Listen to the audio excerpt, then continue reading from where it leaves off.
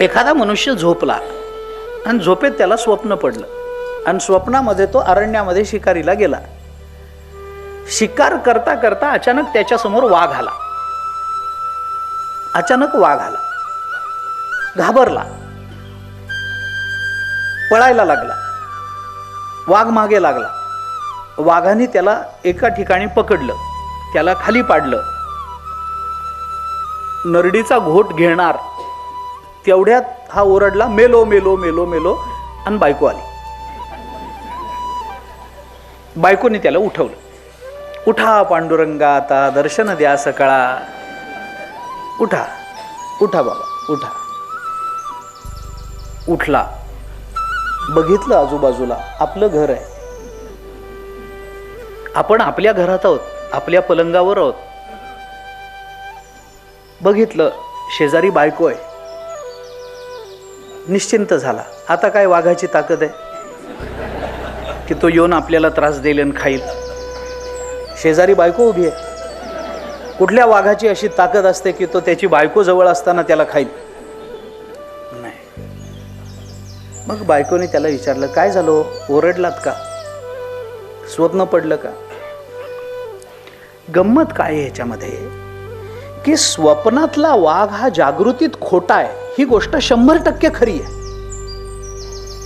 स्वप्नातला वाघ जागृतीत आल्यानंतर खोटा आहे हे जरी खरं असलं तरी स्वप्नात पाहिलेल्या वाघाने अंगाला सुटलेला घाम जागृतीतही का खरा आहे? का खरा आहे? तो घाम खरा आहे का खोटा आहे? खरा आहे. का खरा आहे? खऱ्याचा अनुभव हा कुठल्या तरी खऱ्या पदार्थानेच प्राप्त व्हायला पाहिजे की नाही?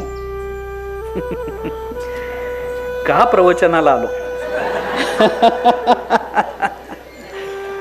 याला व्यावहारिक पदार्थावच्छिन्न चैतन्याचा विवर्त म्हणतात. आणि स्वप्नामध्ये मी चालत चालत चालत आळंदीला गेलो आणि चालत चालत चालत पुन्हा परत आलो. एक प्रवचनातच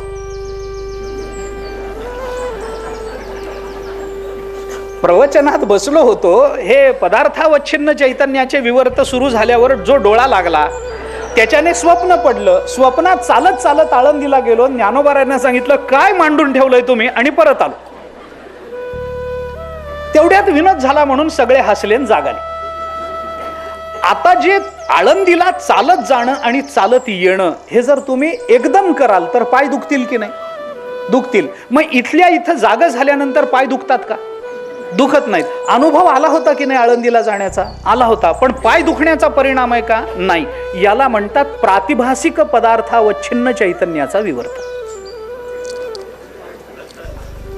म्हणून अवच्छिन्न चैतन्याचा विवर्त या दोनच पद्धतीनं होतो. स्वाप्निक पदार्थाचा ज्या वेळेला आम्हाला व्यावहारिक अनुभव व्यवहारात आल्यानंतरही भोगावा लागतो तो भ्रमाचाच प्रकार आहे. मग तो प्रकार का घडला? अंगाला घाम का सुटला? कारण काहीतरी आमच्या इंद्रियांनी त्यावेळेला आम्हाला नसलेल्या वाघाच्या जाणीवा जर करून दिल्या असतील तर आमच्या इंद्रियांनी आम्हाला फसवलं की नाही सांगा.